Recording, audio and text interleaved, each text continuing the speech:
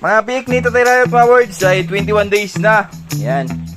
Kita natin ay biik talaga. Ito yung lahat na blessing na pumasok natin sa 2025 yan. At talagang pinag-ipunan natin para makapagbili tayo ng panibagong camera. Yo! Magandang hapon sa ating lahat. At welcome tayo sa panibagong video natin pagsasamahan ngayon mga boards. At syempre, una sa lahat, ninghil ako ng pasensya dun sa mga lahat na minamahal yung viewers. Kasi sa yung dalawang video natin nung December 31 pa yon, bagong taon. So late na natin na upload. So sa aming dami nagko-comment doon, but na-delay daw yung pag-upload natin. At nag-comment naman ako doon na yun nga, nagkasakit tayo after New Year. Yun yung dahilan doon mga boards, kaya matagal tayo nakapag-upload.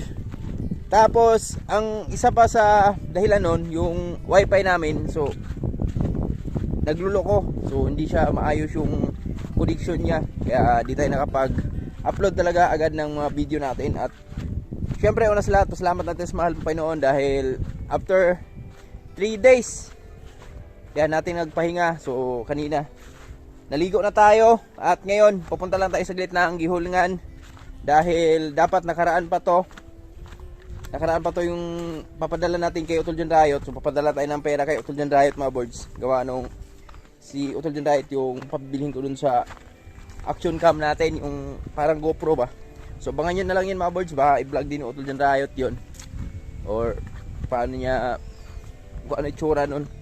So kailangan na talaga natin yun dito sa Boy Bukid dahil yun nga, yung pag tayo ay walang kasama, so di tayo makapag-vlog ng mag-isa lang kasi kailangan pa natin yung videographer tulad nito, yung cellphone. Tapos yung cellphone lang na Riot lagi pang ginagamit. So ngayon medyo okay naman tayo, pupunta lang tayo sa gilid ng Gihulngan, bibili na rin tayo ng mga dapat nating bilhin kailangan sa Buhay Bukid. At happy birthday pala kay Inday Ashley, yan, birthday ng anak ni Utol John Riot ngayon. At syempre advance happy birthday na rin sa aking minamahal na asawa, dito kasama ko. Hi love, afternoon. Hello mga kaboy. Happy birthday. Ugma pa. Ugma pa ba? Ay dito ka sa lab, dalhin ko to lab, dadala tayong bigas eh. Kala ko ba si Ryan? Okay yan eh. Okay ba yan? Hello mga kaboards. Mga boards oh. Ito pala yung ginawa ni Joey oh.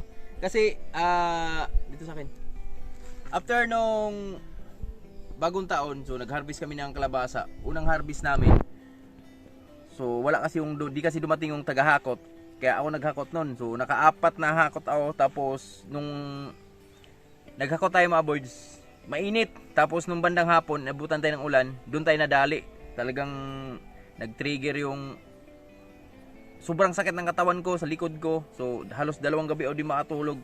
Buti lang, salamat kay yung kapitbahay namin dito, si Col Mario. Yan, siya yung naghilot sa akin, tapos may gamot siyang binigay sa akin. At okay na, medyo okay na tayo ngayon. At salamat pa rin kay Joey dahil sa pangalawang harvest namin, so siya yung naghakot doon sa mga kalabasa natin. At salamat na rin kay Tatay Riot, kila Manlaboy no. At mga boards, ito na pala yung papakita ko lang sa inyo no. Madilim. Etong pera na to mga boards, ito yung katas ng mga pinaghirapan natin noong 2025. So meron akong sinini kay Utol John Riot nakaraan, yung bayad naman sa biik yun. So ang action cam kasi ay nasa 20k mahigit. So magsisin tayo ng kulangin. Ito yung lahat na blessing na pumasok natin sa 2025 yan. At talagang pinag-ipunan natin para makapagbili tayo ng panibagong camera. Yan, at syempre ito yung katas ng ampalaya, kalabasa, tapos yung sa biik. Tapos yung mga biik naman kasi namin na boards, hindi pa siya na-dispose lahat. So meron kaming 5 natira doon. So ano lang natin yun kasi meron kaming paggagamitan nun, lalo kay Mrs. yan. Salamat. Hi. At ngayon, pupunta lang kami ng Gihulngan. Shoutout kay Utol John Riot. So let's go. Kay Ashley, happy birthday Ashley bebe. Yan, happy birthday be, love you. Galing na pala tayo ng Gihulngan mga boards. So naipadala na natin yung ating kwarta, yung ating pera na kailangan dun sa ating camera, no? Para kay sa ating minimithing pangarap, yan oh, para kahit wala tayong kasama, tulad nito, wala akong kasama ngayon. So, syempre si Tatay Rayot, di naman lahat na oras ay bakante yung oras ni Tatay Rayot. So, di lahat na oras na pwede kaming magkasama ni Tatay Rayot. Yan, tulad nito. May gagawin tayo dito sa farm. Yan. So, hindi natin makakasama sa Tatay Rayot kaya tayo lang. So, tayo lang bubukod tangi dito. Tapos Manlaboy, nakatutok kay Piang yun, lalo na pag may pasok. So, hindi ko siya naabala mga birds. At ngayon, gusto ko lang pala kayong i-update mga birds, no? Yan, yung ampalaya namin, na itanim na namin nakaraan yung aming second batch na ampalaya. Kaso lang, meron pa tayong natitira ditong hindi na baklas na mga lumang ampalaya. At grabe mga birds, grabe yung ang daming sumibol na liso ng ampalaya. Buto, ayun oh. Ang gaganda pa naman. Gaganda ng buto nila. So ito lang naman yung natitira mga birds. So bago sumibol lahat, so kailangan babaklasin na natin tong mga lumang ampalaya, no. Yan. Lalo na dito oh. So kailangan ako ng mga baklas to mga birds. Kasi yung ating mga ampalaya na itanim namin nakaraan to ni Tatay Rayot nung asais. Ito na sila oh. May mga nagsibula na. So bukas o mamayang hapon mag-spray na tayo dito mga birds. So kailangan i-ano na natin to. Tanggalin na natin, linisan na natin para makapag ano na tayo, panibago na rin ano tayo mga birds ba. Makapanibagong mga taying na rin tayo tulad nito. Pero itong mato, matitiba yan. Di ko babaklasin yan. Ang babaklasin lang natin yung mga pinaka yung pinaka katawan ng mga ampalaya. Yan, tulad nito oh. Yan, yung babaklasin natin. So tara, simulan na natin habang medyo makulimlim pa. Let's go. Mga birds, update tayo. A few minutes, you know. Tapos na natin baklasin lahat yung mga lumang ampalaya natin. Ito na. Yan. So iniipon ko lang sa gitna. Kasi pang ano din natin yan, panglagay natin sa mga puno natin yan, or pwede natin pang pausok yan sa ating mga ampalaya soon. Yan. So pati yung mga kahoy dito tinanggal ko na mga birds dahil abala lang. So sayang yung ipapalit natin dyan. At ito lang hindi tinanggal ko kasi hindi talaga lumubog yan. Hindi talaga bumaba yan simula nung tayo ay kahit daming bunga nakaraan. So di talaga siya lumubog. Hindi mo baba ba? Maganda yung pagkatali dyan sa kahoy niyan. Balanse. So ito na. Ayan o.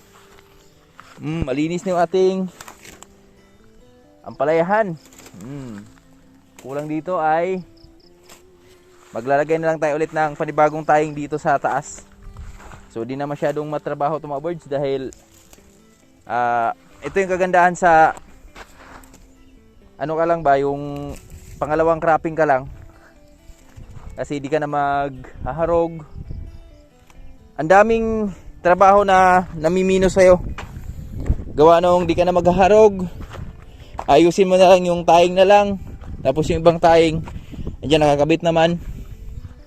Yan, you know. Malinis na. Alright, okay. So, kailan muna kami. Sabi ni Lablab. You know. Malinis na. Abangan nyo na lang yung susunod nating update yan mga birds. Yung mga compost natin, di natin nalagay nakaraan, pero ihabol ko yan. Kasi nung tinanim namin to ni Tatay Rayot, so di pa tayo nakaligo. So nagkasakit pa tayo nun. So sabi ko kay Tatay Rayot, habol lang natin yung compost natin. Pwede naman yun. At grabe yung kamunting kahoy namin dito oh. I-schedule natin to. Gawin natin tong budbud suman ba. Sarap yan. Let's go. Kaya mo na tayo. Mamaya update ko kayo dun sa mga biik natin. Yung mga kalabasa pala natin mga birds. Naharbisan na lahat yan. Mamaya update ko rin kayo dyan sa kinita ng ating mga kalabasa. Meron pa dun sa baba. Hindi pa na-harvest. Ko kayo dito sa mga biik natin. Kung ano yung ilan yung naatira sa atin mga birds. Dahil nakaraan na i-dispose natin yung iba. Tapos ngayon walay na kasi yung mga biik ni Lucy. So pwede na tayo ulit magpakain sa kanya ng ganito. yung puso ng saging. Oh. Tsaka ang dami dito sa bahay ni Bruno. Tsaka doon sa kabila din. Sa baba ng farm natin marami, pero unahin ko lang muna to dito. Mga birds, grabe yung mga saging ni Bruno. Ang lalaki ng buwig. Ayan oh. Lalo yun oh. Yan, malapit na ma-harvest yun oh. Parang ano siya mga birds, yung semi super kardaba. Yung parang kay Yo Edmond dun sa baba. Ganon yung mga saging ni Bruno. Uy! Natanggal man. Nakadagtiting bread. Paano pa kuha pala to? Matanggal naman. Nasaan ba yung puso? Ayun. Hala, ayusin ko muna. Natanggal yung sangkot natin. Ito na, maayos na. Wish ko lang na di siya maiwan dun sa puso ng saging. Wish ko lang ha.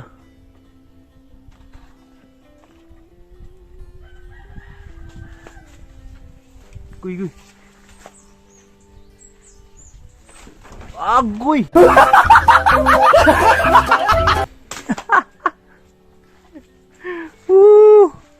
Nangyari lang dapat nangyari. Naiwan na siya doon. Anak ka ng teteng Brad. Meron pa pala isang malaki dito. Yan. Nano ni Tatay Rayot. Ito mas malaki ito mga birds. Yan na. Up. Butalo man. Taro nga. Kana. Kato. Okay to. Ya. Oh. Yugugin mo. Agoy. Alis po nga. Nabigas? Talinis kayo?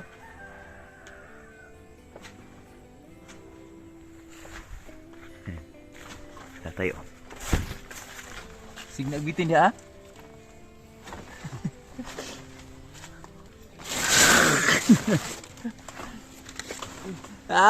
yun na. Natanggal na. Sino siya natanggal na? Hop! Ang laki! Wah. Ang laki, buti pa ang saging. May malaking puso.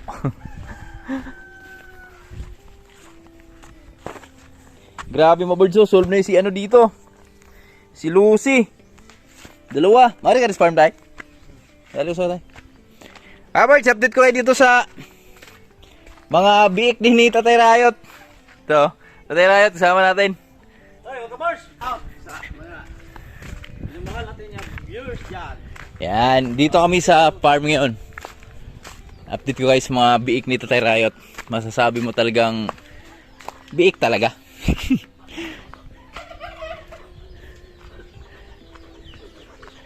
Yan tulog Ilang days na eh? Alos this is your food. Uy, nalapawan. Ikot. Pura, ubos. Ubag na yung binday 21 days? Mga pick ni Tatay Rayot mga words ay 21 days na. Yan. Kita natin ay biik talaga. 8 piraso na nga lang natira kasi hindi talaga meron talagang bumibigay na biik. Yan.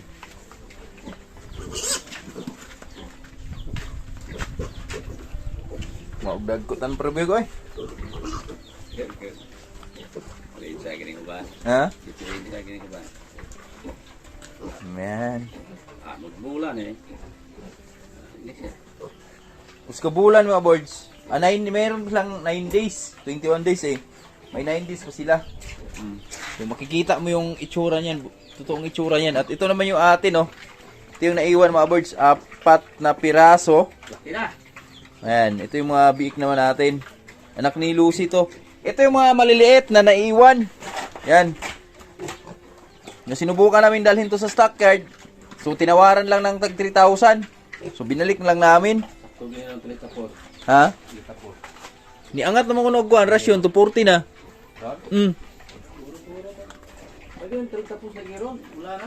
Sakto na yan. Abang-abang na. Tapos si Nanay Rayot, binigyan ko ng isa mga kaboards. Yan, dito. Yan. Dito yung Nanay Rayot. At may kasama pa yun, oh. Si Pilay. Pilay! Yan.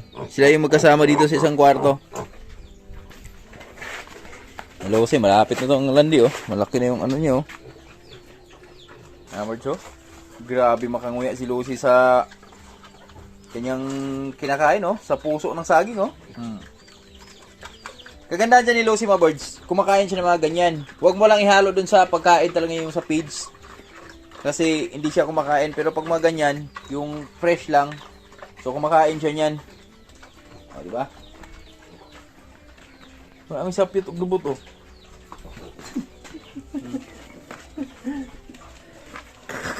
Ito, laki ng babae, oh. Kaya yung Alves. Ha? Duha na yun. Duha? Maganda dako na siya. Ano na? Dingin kayo ba? Mga birds, dito tayo sa bahay, oh. Yung aming saging na overripe na yan. So, yan. At hanggang dito lang muna yung video natin. Magkita-kits na lang tayo sa mga susunod nating video, mga birds. Maraming salamat sa inyong lahat. Naway pagpalain po tayong lahat ngayong 2026. At shoutout kay Otto John Rayo, tol. Ingat palagi at take your time!